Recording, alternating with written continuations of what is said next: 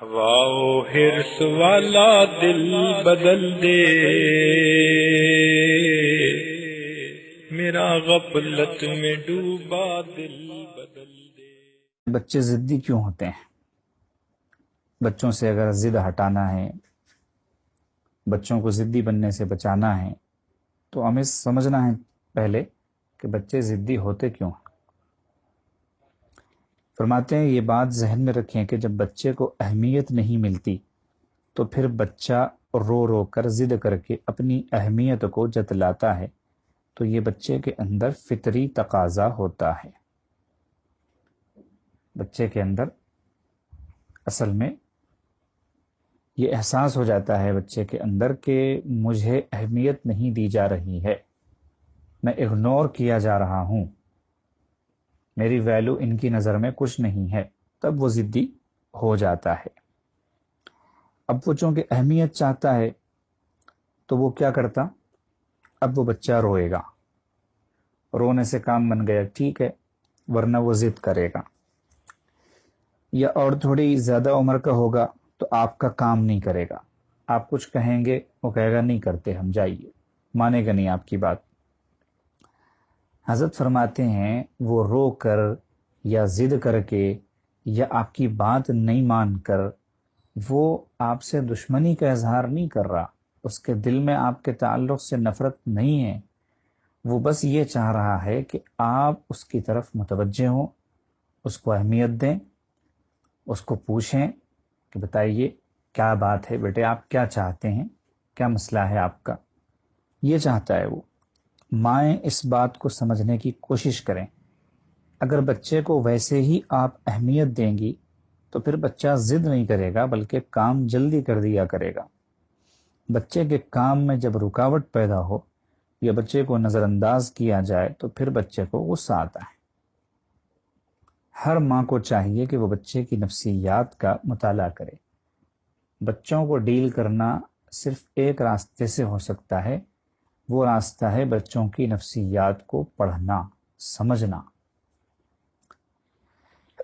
جس کو کہیں گے سائیکولوجیکل اسٹڈی۔ بچے کا نفسیاتی مطالعہ، چاہتا کیا ہے بچہ، اس کا دماغ کیا ہے، کیونکہ بچے مختلف ہوتے ہیں۔ بعض بچے ہوتے ہیں جب تک آپ ان کا کام نہ کریں انہیں پرواہ بھی نہیں ہوتی، وہ آپ سے کچھ بھی نہیں مانگیں گے، کوئی ضد نہیں کریں گے، خاموش بیٹھے رہیں گے، بھوک بھی برداشت کر لیں گے، پیاس بھی برداشت کر لیں گے، نہ روئیں گے نہ چلائیں گے۔ بعض بچے ایسے ہوتے ہیں۔ بعض بچے ہوتے ہیں بھوک کا ادھر تقاضا ہوا، ادھر گھر کی جو چھت ہے وہ سر پر اٹھا لیتے ہیں۔ تو نفسیات بچوں کی مختلف ہوتی ہیں، ایک ہی عمر ہوتی ہے۔ ایک بچہ ہوتا ہے جو چیز نظر آئی اسے چھیننے کی کوشش کرتا ہے، فوراً اس تک دوڑتا ہے، اور ایک بچہ ہے اس کے سامنے بھی ڈال دو تو وہ یوں دیکھے گا، پھر اس کے بعد نگاہ ہٹا لے گا۔ تو ان سب چیزوں کو ریڈ کرنا چاہیے، پڑھنا چاہیے کہ بچہ کیسے مزاج کا ہے، تاکہ پھر تربیت آسان ہو۔ ہر بچے کو ایک ہی لاٹھی سے ہانکنا غلط ہوتا ہے۔ جو بچے ایکٹیو ہوتے ہیں، ذہین ہوتے ہیں، وہ عموماً تیز مزاج ہوتے ہیں۔ یہ چیز اٹھا کر پٹک دی، وہ چیز توڑ دی، فلاں چیز کو ادھر سے کھینچ کے ادھر ڈال دیا، گھر کے باہر جو چپل رکھی رہنی ہے وہ بیڈ روم میں آ گئی۔ اب آپ کو غصہ آ گیا کہ چپل بیڈ روم میں کون لے آیا؟ اس کے سامنے کوئی کام تھا ہی نہیں، تو اس نے اندر کی ایکٹیویٹی جو ہے اس کو زندہ رکھنے کے لیے باہر کے چپل کو لا کے اندر رکھا۔ آپ اس کو کوئی کام دیتے تو وہ یہ کام نہیں کرتا۔ تو ہم ذہین بچوں کو، تیز بچوں کو ڈل بنا دیتے ہیں اپنی حرکتوں سے۔ تو جس بچے کے بارے میں ہمیں اندازہ لگے کہ یہ کام پسند کرتا ہے، اس کے اندر ایکٹیویٹی والا مزاج جو ہے وہ زیادہ ہے، تو اس کو آپ کام میں مشغول رکھیں، اپنے ساتھ کام میں لگائے رکھیں اس کو، بالخصوص بچیوں کے ساتھ۔ ماں کو دیکھ لینا چاہیے کہ میری بچی کیسے مزاج کی ہے۔ اگر وہ پہلے سے ہی کام پسند ہے تو اسے کام میں جوڑے رکھے، اگر کام پسند نہیں ہے، کاہل ہے، تو اس کو بھی جوڑے رکھے کام میں، لیکن دونوں سے کام لینے کا طریقہ الگ ہوتا ہے۔ پہلے والے کو صرف کام بولنا ہوتا ہے، چونکہ وہ کام پسند ہے تو وہ بچی خود سے فوراً جائے گی اور کام کرے گی، لیکن دوسری والی جو ہے، جو کام پسند نہیں ہے، اس کو کام کی اہمیت بتانا ہوتا ہے، اس کو بچی کا مقام بتانا ہوتا ہے کہ عورت ذات ہے کس لیے، کام کی کتنی اہمیت ہوتی ہے، اور کام اچھے انداز میں کیسے ایک عورت ہی کے ہاتھوں انجام پاتا ہے، یہ سمجھانا پڑتا ہے اس کو، پھر جا کے وہ کام پسند بنے گی۔ اب جو بچی کام پسند ہوتی ہے اس کو بھی کام دیا جا رہا ہے، اور جو کام پسند نہیں ہے، کاہل ہے، اس کو بھی کام دیا جا رہا ہے، تو دونوں کے کام کرنے کا انداز مختلف ہوگا، بلکہ جو دوسری والی بچی ہے وہ کام سے انکاری کر دے گی سیدھے۔ تربیت کے مختلف طریقے ہوتے ہیں۔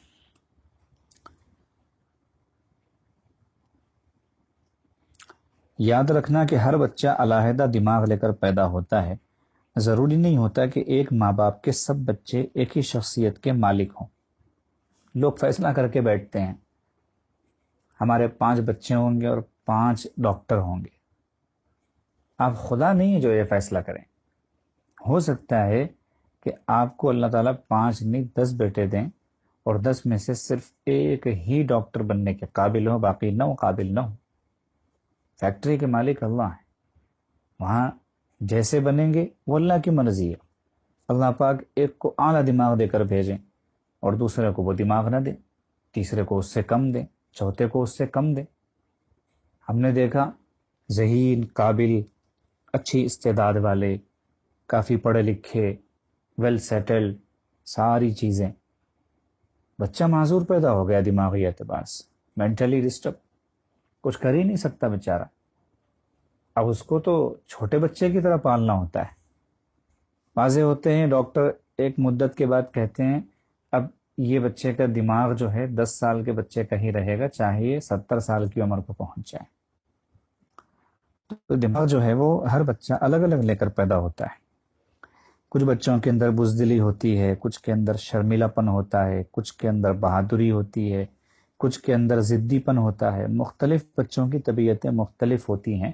یاد رکھیں طبیعت جو ہوتی ہے نا، فطرت، نیچر جس کو کہتے ہیں، وہ انسان اوپر سے لے کر آتا ہے، ماں کے پیٹ سے ہی انسان وہ چیز لے کر آتا ہے۔ اب اس کا دنیا میں ازالہ نہیں ہوتا، اس کو ڈیلیٹ ہرگز نہیں کیا جا سکتا، کوئی آپشن نہیں ہے اس کو ختم کرنے کا، اس کو مٹایا نہیں جا سکتا۔ ہاں، اس کا امالہ ہوتا ہے۔ امالہ مطلب ڈائیورژن، دائیں سے بائیں موڑ دو، بائیں سے دائیں موڑ دو، سامنے سے پیچھے کر دو، پیچھے سے سامنے کر دو، یہ ہے امالہ، جھکانا، مائل کرنا۔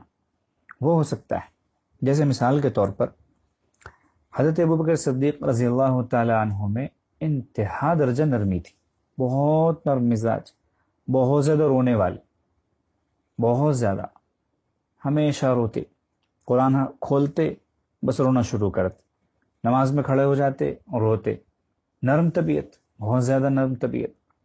حضرت عمر رضی اللہ تعالیٰ عنہ، نام ہی ایسا ہے کہ اگر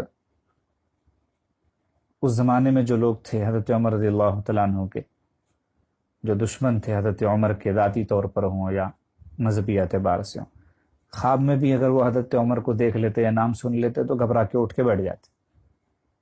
تو وہ جو سختی تھی مزاج کی اور وہ جو کیفیت تھی، وہ حضرت عمر دنیا میں خود لے کر آئے تھے، وہ اللہ نے ڈالی تھی وہ چیز، وہ شدت، وہ طبیعت میں وہ چیز۔ اب نبی علیہ السلام نے کیا کیا؟ حضرت ابوبکر کی نرمی کا امالہ کیا کہ وہ نرمی دنیا کی طرف سے ہٹ کر آخرت کی طرف ہو گئی، اللہ کی طرف ہو گئی۔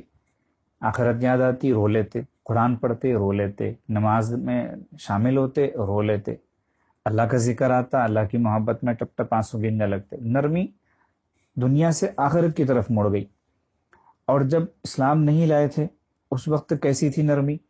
دنیا کے اعتبار سے تجارت میں کسی کو دھوکہ نہیں، تجارت ایسے انداز سے کرتے کہ لوگ حضرت ابوبکر سے ہی مال خریدنا چاہتے اور انہی کو مال بیچنا چاہتے، طبیعت کی نرمی۔ حضرت عمر رضی اللہ تعالیٰ عنہ کی سختی کو نبی علیہ الصلوۃ والسلام نے اسلام کی طرف موڑا کہ واشدہم فی امر اللہ عمر، اللہ کے معاملے میں اگر کوئی ایسی ویسی بات ہو جاتی تو حضرت عمر کا پارا چڑھ جاتا، برداشت نہیں کر پاتے بالکل بھی۔ لیکن تربیت ایسی ہوئی تھی کہ حضرت عمر کی ذات کو اگر کوئی کچھ بولتا تو خاموش ہو جاتے، کچھ نہیں بولتے، حالانکہ مزاج میں وہی تیزی ہے، وہی غصہ ہے، وہی شدت ہے. لیکن تربیت ہوئی تو اگر کوئی حضرت عمر کی ذات کو کچھ کہہ دیا تو کچھ نہیں کہہ رہے اس کو، لیکن اللہ کے معاملے میں، اللہ کے رسول کے معاملے میں غصہ آ رہا ہے. تو طبیعتوں کی سختی ہو، نرمی ہو، طبیعت میں بہادری ہو، بزدلی ہو، شرمیلا پن ہو، یہ ساری چیزیں جو ہے بچے ماں کے پیٹ سے لے کر آتے ہیں. بس ان کو ڈھالنا ہوتا ہے، صحیح رخ پر ڈھالنا ہوتا ہے. تربیت اس کا نام ہے. لوگ جو ہے غصے کو بالکل ختم کرنا چاہتے، ختم نہیں ہوں گا. کس نے کہا ختم ہو جائے گا؟ مشائخ بھی جو تربیت کرتے ہیں اپنے سالکین کی، وہ طبیعتوں کا امالہ کرتے ہیں، ازالہ نہیں کرتے. جس مرید کے مزاج میں پہلے سے سختی ہوگی وہ سختی ہی رہے گی، وہ نرمی میں تبدیل نہیں ہوگی. ہاں یہ الگ بات ہے کہ وہ ناحق سختی کرنے والا نہیں بنے گا، غیر غلط سختی کرنے والا نہیں بنے گا. پہلے سختی کی وجہ سے اس کی زبان سے گالی بھی نکل جایا کرتی تھی، اب گالی نہیں نکلے گی. پہلے سختی کی وجہ سے جا بے جا اس کے ہاتھ اٹھتے تھے، اب نہیں اٹھیں گے. اب اس کی تربیت ہو چکی ہے، لیکن سختی مزاج میں ضرور رہے گی. آپ اس کے سامنے کوئی ایسی ویسی بات نہیں کر سکتے. ایسے ہی جو آدمی نرم ہوگا وہ نرم رہے گا. تو طبیعتوں کا ازالہ نہیں ہوتا، امالہ ہوتا ہے. یہ بنیادی بات یاد رکھیں. یہ اگر ذہن میں رہے گی بات تو بچوں کی تربیت کرنا آسان ہوگا.